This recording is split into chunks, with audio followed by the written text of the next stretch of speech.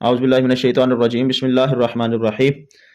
اللہ رب العزت کی توفیق سے ہم نے جس طرح پچھلے درس قرآن میں دیکھا تھا، حضرت موسیٰ علیہ السلام کے واقعہ کو پڑھا تھا، اسی کو آگے لے کر آگے دیکھیں گے۔ سورۃ الاعراف میں اللہ رب العزت نے کیا ارشاد فرمایا؟ قل آپ فرما دیجئے، یا ایھا الناس، اے لوگو، انی رسول اللہ الیکم جمیعا، میں تم سب کی طرف اللہ کا رسول ہوں۔ الذی لہ ملک السماوات والارض، میں اس رب کا رسول ہوں جس کی بادشاہت تمام آسمان اور زمینوں میں ہے۔ لا الہ الا ہوا یحیی و یمیت، اس کے سوا کوئی عبادت کا مستحق نہیں، وہی زندہ کرتا ہے، و یمیت، اور وہی مارتا ہے۔ اب یہاں پہ تین چیزیں بیان کی ہے۔ پہلی کہ آپ لوگوں سے کہہ دیں کہ میں اللہ کا رسول ہوں، اور اللہ کا الیکم جمیعا، تمام لوگوں کی طرف میں اللہ کا رسول بنا کر بھیجا گیا ہوں۔ اب اس بات سے یہ بات ثابت ہوتی ہے کہ نبی کریم صلی اللہ علیہ وآلہ وسلم کسی ایک قبیلے کی طرف نہیں، یا کسی ایک زبان والوں کی طرف نہیں، یا ایک علاقے کی طرف نہیں، یا ایک ملک کی طرف نہیں، بلکہ تمام لوگ، بلکہ تمام جہانوں کی بھی اگر کہا جائے تو یہ بات درست ہے، نبی علیہ السلام تمام جہانوں کی طرف رسول بنا کر بھیجے گئے ہیں۔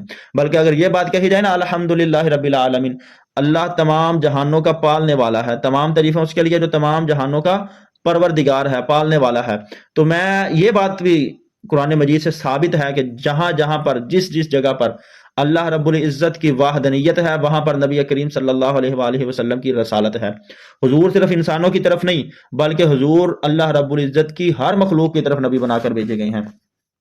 جس طرح سورۃ السبا میں اللہ رب العزت نے ارشاد فرمایا، وما ارسلناک الا کافۃ للناس بشیرا ونذیرا ولکن اکثر الناس لا یعلمون۔ اے حبیب، ہم نے آپ کو قیامت تک کے تمام لوگوں کے لیے خوشخبری سنانے والا اور عذاب سنانے والا، یعنی کہ عذاب سے ڈرانے والا بنا کر بھیجا ہے۔ ولیکن اکثر الناس لا یعلمون، لیکن اکثر لوگ نہیں جانتے۔ اس آیت کریمہ میں انسانوں کا ذکر کیا گیا ہے۔ اگر ہم دوسری آیت مبارکہ دیکھیں، تبارک الذی نزل الفرقان علی عبدہ لیکون للعالمین نذیرا، وہ بڑی برکت والا ہے جس نے فیصلہ کرنے والی کتاب اپنے بندے پر نازل کی تاکہ وہ تمام جہانوں کے لیے ڈرانے والا ہو۔ اب یہاں پر اللہ رب العزت نے ارشاد فرمایا تمام جہانوں کے لیے، للعالمین نذیرا، تمام جہانوں کے لیے ڈرانے والا ہو۔ بلکہ اگر ہم سورۃ الانعام کی آیت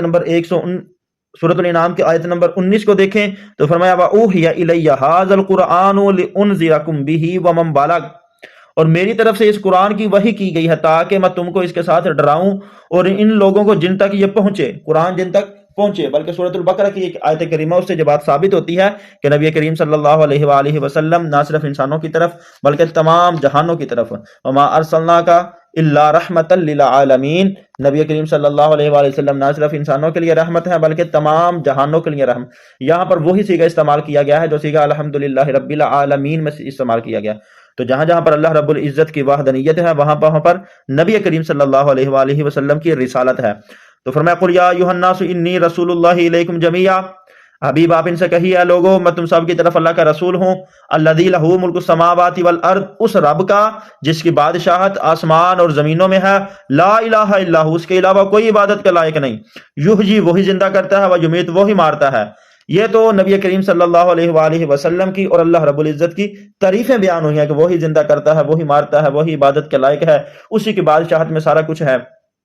ہمارے لیے کیا پیغام ہے؟ ہمارے لیے پیغام ہے فآمنوا باللہ ورسولہ النبی الامی الذی، سو تم اللہ پر ایمان لاؤ اور اس کے رسول پر جو نبی امی لقب ہیں۔ یؤمن باللہ وکلماتہ واتبعوہ لعلکم تہتدون، جو اللہ پر اس کے کلمات پر ایمان رکھتے ہیں۔ اب ہمیں یہ پیغام دیا گیا ہے، ہمیں یہ بات کہی گئی ہے کہ تم اللہ پر ایمان لاؤ اور اس رسول پر، آگے رسول کی صفتوں کو بیان کیا گیا ہے جو نبی امی لقب پانے والے ہیں، جو اللہ پر اور اللہ کے کلمات پر ایمان رکھتے ہیں، اور تم سب ان کی پیروی کرو۔ کس وجہ سے؟ لعلکم تہتدون، تاکہ تم ہدایت پاؤ۔ اب اس پوری آیت کریمہ کا لب لباب یہی ہے کہ اے ایمان والو، اے لوگو، میں اللہ کی طرف سے رسول ہوں، تو تم اس رسول کی پیروی کرو، تم میری پیروی کرو تاکہ تم ہدایت پا جاؤ۔ وَمِن قَوْمِ مُوسَىٰ أُمَّةٌ يَهْدُونَ بِالْحَقِّ وَبِهِ يَعْدِلُونَ، اور موسیٰ علیہ السلام کی قوم سے ایک گروہ ہے ان لوگوں کا جو حق کے ساتھ ہدایت دیتے ہیں اور اسی کے ساتھ عدل بھی کرتے ہیں۔ وَقَطَّعْنَاهُمْ اثْنَتَيْ عَشَرَةَ أَسْبَاطًا أُمَمًا، اور ہم نے ان کو 12 قبیلوں میں گروہ در گروہ تقسیم کر دیا۔ وَأَوْحَيْنَا إِلَىٰ مُوسَىٰ، جب موسیٰ علیہ السلام کی قوم نے، اذ استسقاہ قومہ، جب پانی مانگا موسیٰ علیہ السلام کی قوم نے، وَأَوْحَيْنَا إِلَىٰ مُوسَىٰ، تو ہم نے موسیٰ علیہ السلام کی طرف وحی کی، اِنِ اضْرِب بِعَصَاكَ الْحَجْرَ، اپنا عصا اس پتھر کے اوپر ماریں۔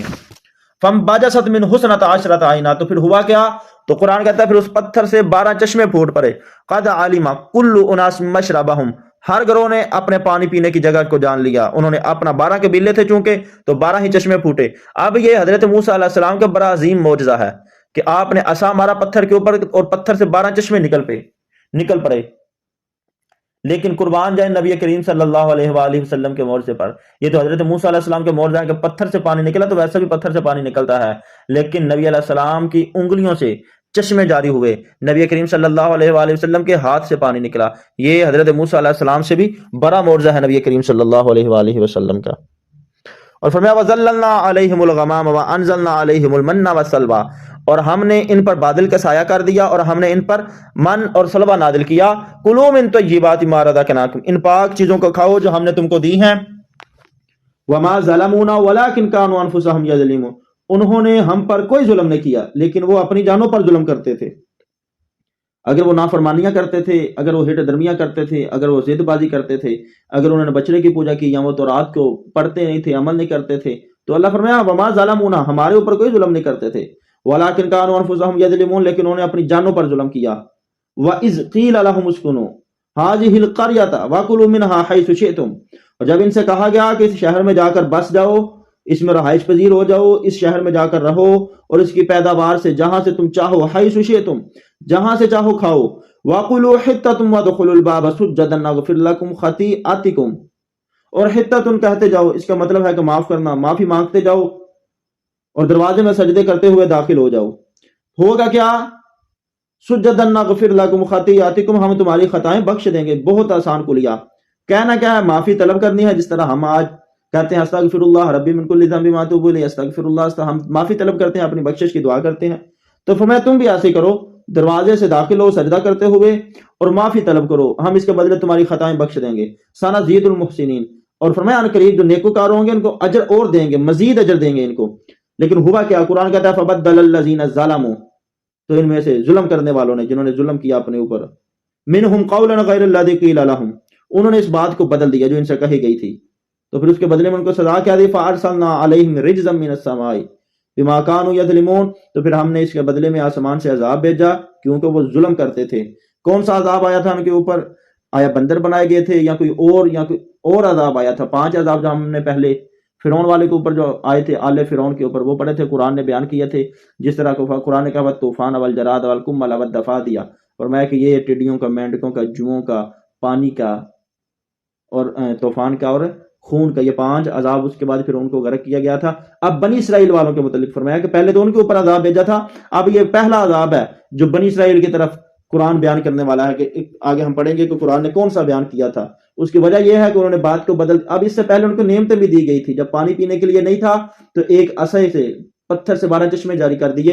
وَظَلَّلْنَا عَلَيْهِمُ الْغَمَامَ، پھر ان کے اوپر بادلوں نے سایہ کیا، ان کے لیے من اور سلوہ اتارا گیا، ان کو پاک چیزیں دی گئی تاکہ تم یہاں سے کھاؤ، اور پھر یہ ان کے لیے نرمی کر دی گئی کہ تم داخل ہو جاؤ دروازے سے سجدہ کرتے ہوئے.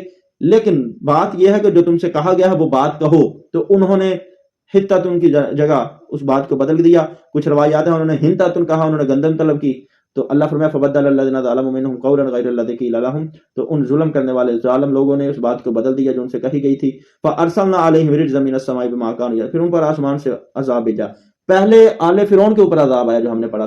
اب یہ بنی اسرائیل کے اوپر جو عذاب ہے، یہ انشاءاللہ آگے والے درس قرآن میں دیکھیں گے کہ ان کے اوپر کون سا عذاب تھا، ان کو کس چیز کی گرفت ہوئی تھی اور انہیں کیا عذاب دیا گیا تھا. اللہ پاک عمل کی توفیق عطا فرمائے.